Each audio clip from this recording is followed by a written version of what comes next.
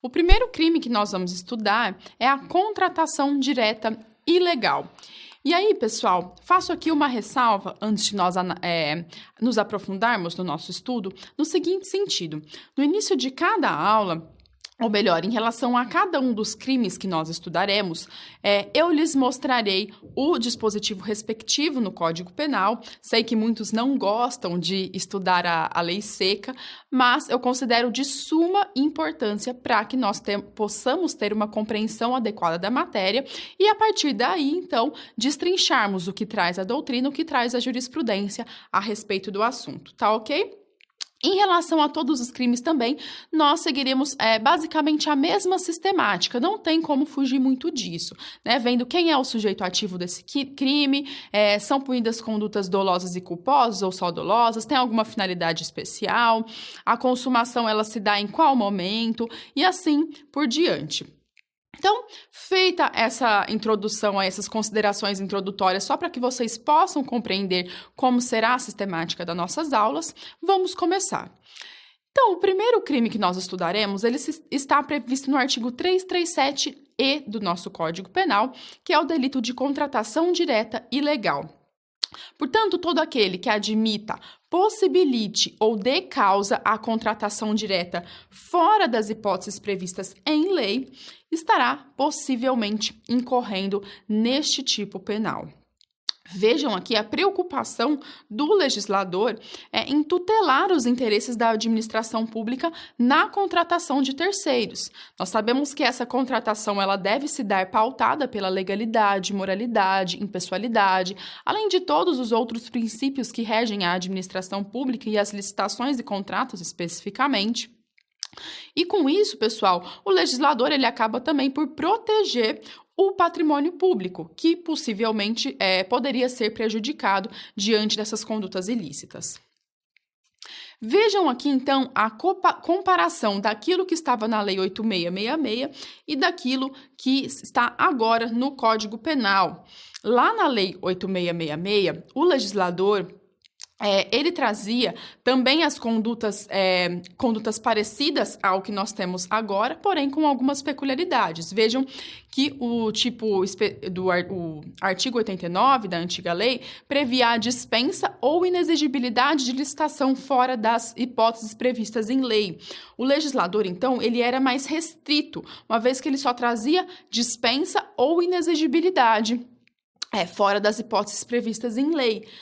Agora, o legislador, ele ampliou o alcance deste crime, ao prever que tudo aquilo, né, seja mediante admissão, possibilitando ou mesmo dando causa a qualquer modalidade de contratação direta fora das hipóteses previstas em lei, estará configurando o crime que nós estamos abordando. Vejam também o aumento da pena, né, a pena ela sofreu um aumento de forma que não resta quaisquer dúvidas de que foi uma novatio legis impégios, ou seja, houve um agravamento da situação do réu, de modo que esse dispositivo ele é irretroativo, ou seja, não pode se aplicar àquelas situações já constituídas sob a égide da lei antiga.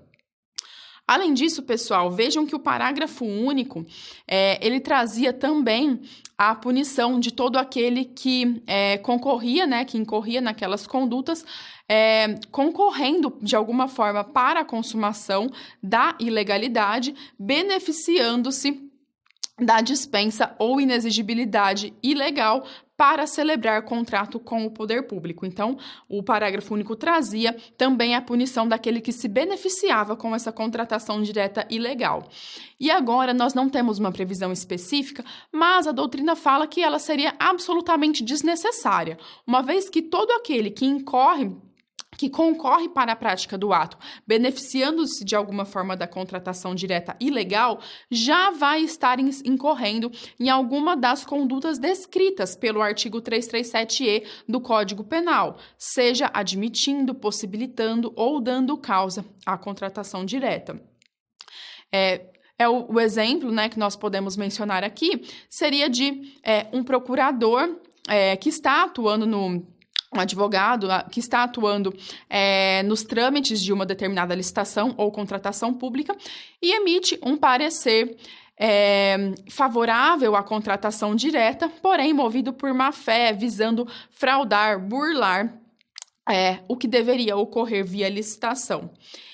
Esse procurador, que antes seria punido de acordo com a Lei 89, de acordo com o artigo 89 da Lei 8666, muito provavelmente pelo parágrafo único do dispositivo, agora estará incorrendo também no delito, uma vez que ele possibilitou ou mesmo deu causa à contratação direta fora das hipóteses previstas em lei. Vejam, então, a amplitude maior do artigo 337-E do Código Penal em relação àquilo que nós tínhamos na lei antiga de licitações. Dando sequência, então, pessoal, quem é sujeito ativo desse crime?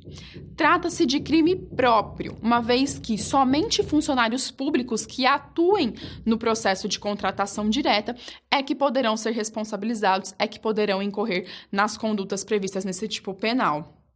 E então, pessoal, lembrando aqui, reforçando, né? Já acabei de mencionar, mas vou reforçar. Aquele indivíduo que concorre para a contratação direta e legal no intuito de se beneficiar, responde pelo crime nos moldes do artigo 29 do Código Penal. Então, daí até ser desnecessária aquela previsão que nós tínhamos no parágrafo único do artigo 89 da antiga lei de licitações. Uma vez que aqui, a partir da conjugação das próprias condutas descritas no 337-E com aquilo que dispõe o artigo 29 do nosso Código Penal relativo à coautoria e participação, é perfeitamente possível concluir que aquele que se beneficia do ato também responderá pelo crime. E agora, vejamos então as condutas que compõem esse tipo penal, que são basicamente admitir, possibilitar e dar causa. Ao quê? A contratação direta fora das hipóteses previstas em lei.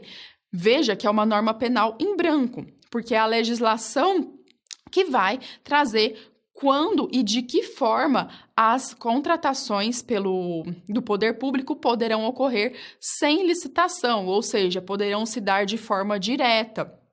E lembrando, pessoal, que são hipóteses absolutamente excepcionais e que deverão seguir todos os requisitos e formalidades previstas pela legislação administrativa. E aí, então, né, lembrando também que o indivíduo que concorre para a contratação direta ilegal no intuito de se beneficiar, responderá pelo crime do artigo, conforme artigo 29 do nosso Código Penal. E aí, então, pessoal, com isso encerramos essa primeira parte do delito de contratação direta e, na sequência, damos continuidade.